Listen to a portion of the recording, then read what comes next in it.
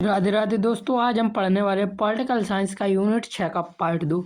किंतु आपको पता है ये सभी को नहीं पढ़ना है, लेकिन ज़्यादातर यूनिवर्सिटीज़ में यूनिट 6 के पार्ट 2 को ही पूछा जाता है। जैसे कि मैंने बताया था, यूनिट 6 जो है वो कि सभी यूनिवर्सिटीज़ में थोड़ा थोड़ा सिलेबस अलग है। कौन सी यूनिवर्सिटीज़ में कैसा सिलेबस है मैंने आपसे पूछा था। जैसे यूनिट 6 के पार्ट 1 पर कुछ यूनिवर्सिटीज़ से पूछा जाता है और यूनिट 6 के पार्ट 2 से कुछ यूनिवर्सिटीज़ में पूछा जाता है।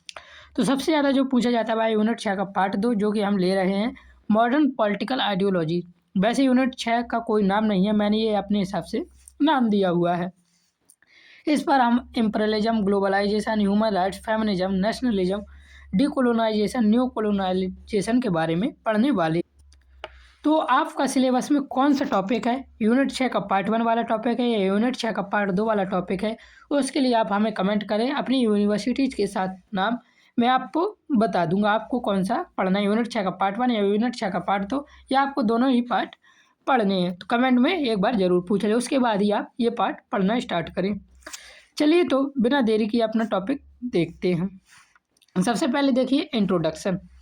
आधुनिक राजनीति विज्ञान केवल राज्य और सरकार तक सीमित नहीं है, बल्कि यह अंतर्राष्ट्रीय संबंधों, सामाजिक आंदोलन, मानव अधिकारों और लैंगिक समानता जैसे व्यापक विषयों में भी समाहित है। 19वीं और 20वीं शताब्दी विश्व इतिहास में तीव्र परिवर्तन का काल रहा है।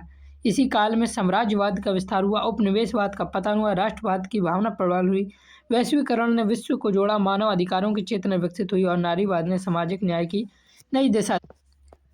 आगे देखिए, ये सभी अवधारणाएं आधुनिक राजनीतिक चिंतन की आधारशिला है। अब हम प्रत्येक को विस्तार से समझते हैं। सबसे पहले हम देखेंगे साम्राज्यवाद, इम्पीरियलिज्म। साम्राज्यवाद क्या है?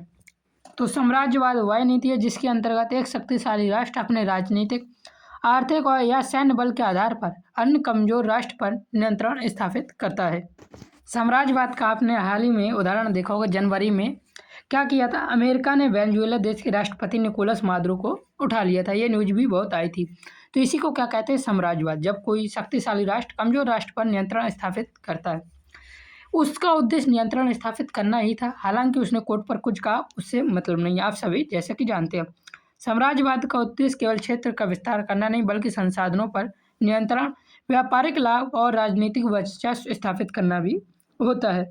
तो आपने बताया था जैसे कि वहाँ का तेल और संसाधन के लिए अमेरिका डोनाल्ड ट्रंप ने वेनेजुएला के राष्ट्रपति निकोलस मादुरो को उठवाया था। तो इसी प्रकार इसको क्या कहते हैं, साम्राज्यवाद या इम्पीरियलिज्म कहते हैं।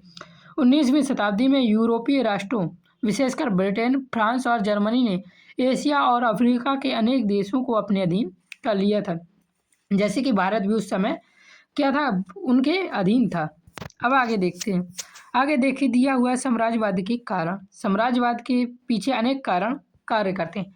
औद्योगिक क्रांति के बाद यूरोपीय देशों को कच्चे माल और नए बाजार की आवश्यकता थी। आर्थिक हितों ने साम्राज्यवाद को बढ़ावा दिया। राजनीतिक दृष्टि से शक्तिशाली राष्ट्र अपने प्रतिष्ठा और प्रभुत्व बनाए रखना चाहता है, जैसे कि अभी अमेरिका और सेम यही चीज़ चाइना भी अपना रहा है। धार्मिक और मानवतावादी कारणों का भी उल्लेख किया जाता है, क्योंकि यूरोपीय राष्ट्र अपने धर्म और संस्कृति को श्रेष्ठ मानते थे और उसे अन्य देशों में फैलाना चाहते थे। अब जब यह साम्राज्यवाद बना तो इसके परिणाम क्या निकले ये देखेंगे। साम्राज्यवाद के कारण उपनिवेशों में आर्थिक शोषण, सांस्कृतिक पतन और राजनीतिक दमन हुए। हालांकि कुछ स्थानों पर आधुनिक शिक्षा और परिवहन जैसी सुविधाएं भी विकसित हुई, परंतु समग्र रूप से या विशेष रूप से यह कह रहा शोषणकारी व्यवस्था रहा। जैसे कि भारत में भी अंग्रेजों ने शोषण किया था, शिक्षा भी दी थी, परिवहन भी दिया था, उन्होंने ट्रेन भी चलाई थी, लेकिन ज़्यादातर रूप से उन्होंने क्या किया था, अपने शोषण ही किया था। उसके बाद आता है विउपनिवेश कार्य, डीकोलोनाइजेशन। विउपनिवेशीकरण का अर्थ है उपनिवेशों की संपत्ति और स्वतंत्र राष्ट्रों का निर्माण। द्वितीय विश्व युद्ध के बाद साम्राज्यवादी शक्तियाँ कमजोर हो गई। जो देश दूसरे देश पर कब्जा किए हुए थे वह शक्तियाँ क्या हो गई थी, कमज़ोर हो गई थी, और एशिया व अफ्रीका के देशों में स्वतंत्रता आंदोलन तेज हो गए। भारत में भी द्वितीय विश्व युद्ध के बाद आज़ादी मिली थी और स्वतंत्रता आंदोलन उस समय भी भारत में भी तेज हो गए थे। संयुक्त राष्ट्र संघ की स्थापना के बाद आत्मनिर्णय के सिद्धांत को बल दिया गया। जैसे भारत, इंडोनेशिया, घाना और अनेक देशों ने स्वतंत्रता प्राप्त की थी। तो याद रखना, भारत में स्वतंत्रता प्राप्ति के कौन सा क्या कहा जाता है, विचारधारा तो भी उपनिवेशीकरण मानी जा सकती है। भी उपनिवेशीकरण ने विश्व को राजनीति को नई दिशा दी और स्वतंत्र राष्ट्रों का यहाँ से उदय हो गया। यहीं से भी उपनिवेशीकरण डिकोलाइजेशन शुरू हो गया। फिर आता है नव उपनिवेशवाद, न्यू कोलोनाइजेशन। जब पहले का उपनिवेशवाद खत्म हुआ तो अब दूसरा उपनिवेशवाद शुरू होता है, जो कि आज के ज़माने पर चल रहा है। नव उपनिवेशवाद प्रत्यक्ष शासन नहीं बल्कि अप्रत्यक्ष और आर्थिक और राजनीतिक नियंत्रण की व्यवस्था है। विकसित राष्ट्र विकासशील देशों को आर्थिक सहायता, ऋण और व्यापारिक समझौते के माध्यम से प्रभावित करते हैं। इसे डॉलर साम्राज्यवाद भी कहा जाता है। जैसे कि इस समय का सबसे अच्छा उदाहरण है चाइना। चाइना क्या करता है, जो देश विकासशील होते हैं, ये जिस देश को कर्जे की ज़रूरत होती है, चाइना उसे क्या करता है, सबसे पहले कर्जा दे देता है। उसके बाद यदि कोई देश कर्जा नहीं चुका पाता तो वहाँ क्या कर लेता है, अपना कब्जा कर लेता है। आर्थिक सहायता, ऋण और व्यापारिक समझौते के माध्यम से वह क्या करता है, उस देशों पर अपना कब्जा जमा लेता है। और इसी को क्या कहा जाता है, डॉलर साम्राज्यवाद या नव उपनिवेशवाद कहा जाता है। चाइना इसका बहुत ही अच्छा उदाहरण है। वैसे तो पेपर में पूछा नहीं जाएगा ये, लेकिन शायद पूछ लिया जाए तो सबसे अच्छा उदाहरण इस समय कौन है, चाइना देश है।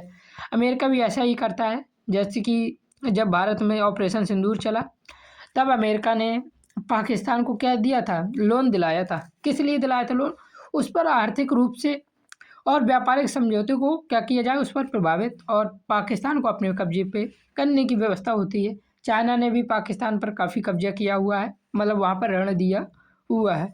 यह औपचारिक स्वतंत्रता के बावजूद वास्तविक निर्भरता की स्थिति उत्पन्न करता है। अगला आता है राष्ट्रवाद, नेशनलिज्म। राष्ट्रवाद वह भावना है जो लोगों को एक राष्ट्र के रूप में जोड़ती है। यह साझा इतिहास, सांस्कृतिक, भाषा और परंपरा पर आधारित होती है।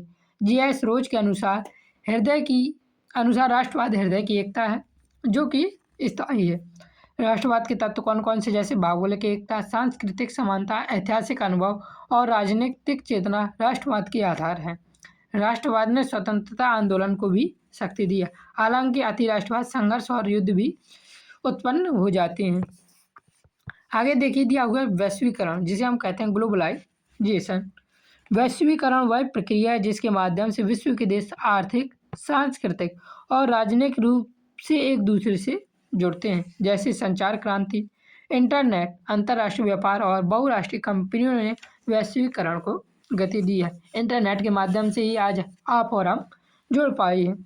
यह विश्व बाजार को एकीकृत करता है और संसाधनों के आदान प्रदान को सरल बनाता है। हालांकि इसे सांस्कृतिक पहचान कमजोर होने और आर्थिक असमानता बढ़ने की आशंका भी रहती। आर्थिक असमानता इस प्रकार से बढ़ेगी, जो देश क्रांति में, इंटरनेट में और अंतर्राष्ट्रीय व्यापार में सबसे आगे होगा वह देश ज़्यादा मजबूत हो जाएगा। बाकी देश गरीब हो जाएंगे और उनका शोषण होना शुरू हो जाएगा। इसलिए इसमें आर्थिक असमानता बढ़ने की आशंका भी रहती है। अगला देखिए दिया हुआ है ह्यूमन राइट्स, मानव अधिकार। मानव अधिकार वे मौलिक अधिकार हैं जो प्रत्येक व्यक्ति को केवल मानव होने के कारण प्राप्त है। संयुक्त राष्ट्र संघ ने 1948 में मानव अधिकारों की सार्वभौमिक घोषणा की। जैसे जीवन का अधिकार अर्थात हमारे जीने का अधिकार हमारे पास है, स्वतंत्रता का अधिकार प्रत्येक मनुष्य के पास है, शिक्षा का अधिकार प्रत्येक मनुष्य के पास होना चाहिए और समानता का अधिकार भी होना चाहिए।